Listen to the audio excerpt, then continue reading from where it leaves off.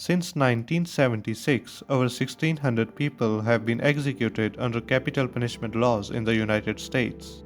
These executions were carried out through various methods including lethal injection, lethal gas, hanging, electrocution, and firing squads. Among these five methods, lethal injection remains the most commonly used till this day, often known as most humane form of execution. But is this true? To find out, let's examine how lethal injection works. The process begins when the condemned person is brought into execution room and strapped to the gurney. A medical professional inserts an IV line into one of the person's arms. The IV line is then connected to a machine in an adjacent room.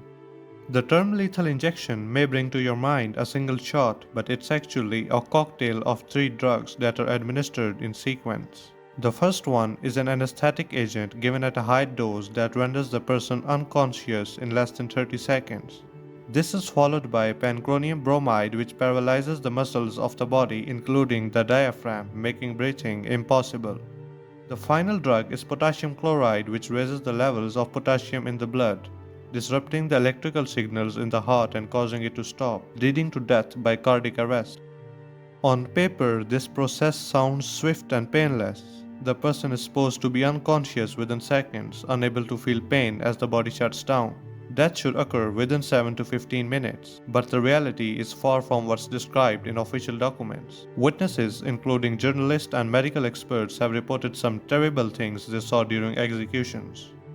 Before we move further, I want to make it clear that I am not against punishments. The purpose of punishment is to serve justice and assure society that no one goes unpunished for their crimes. When someone is given death penalty, the loss of their life is their ultimate punishment. But the prolonged torture caused by these execution methods, which I will show you now, is unjustifiable. In 2017, Kenneth Williams, an American serial killer, was executed using lethal injection. William began to lurch, convulse, and cough violently after the second drug was administered. These movements indicated that William was not properly anesthetized, meaning he was conscious and able to feel effect of paralytic and potassium chloride.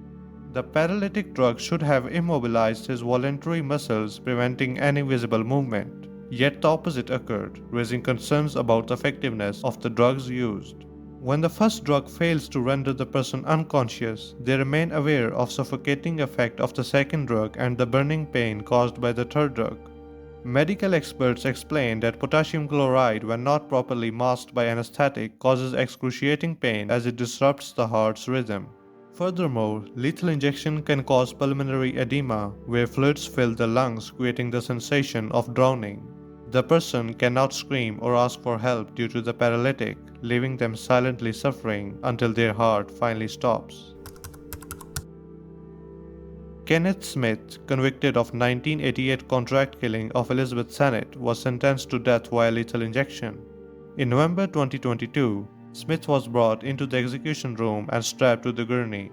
However, executioners were unable to insert the IV into the Smith's arm and tried multiple locations.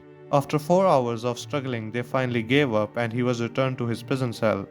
What Smith didn't know was that a year later he would become the first person in American history to be executed by an untested method: nitrogen hypoxia. Nitrogen hypoxia is a method of execution where a respiratory mask is placed over the inmate's face, replacing their breathing air with pure nitrogen gas. This deprives the individual of oxygen, causing unconsciousness within a few seconds and death in several minutes. But just like lethal injection, this method did not go smooth either. Smith was strapped to a gurney wearing a full face mask. Nitrogen started to flow, but Smith remained conscious for several minutes, violently thrashing on the gurney and breathing heavily, before his breathing finally became undetectable. It took 20 minutes after movement ceased before he was pronounced dead. Yet the state called this the most humane method of execution. It was said that lethal gas takes only a few seconds to make a person unconscious, but in reality, it took Smith 5 minutes to lose consciousness. These cases illustrate that neither lethal injection nor nitrogen hypoxia are swift and painless executions they are often claimed to be. The suffering endured by hundreds of inmates demonstrate the flaws in these methods. Despite being promoted as most humane form of execution, they can result in prolonged painful deaths. The United States needs to find alternative approaches to prevent physical and psychological suffering that these methods inflict.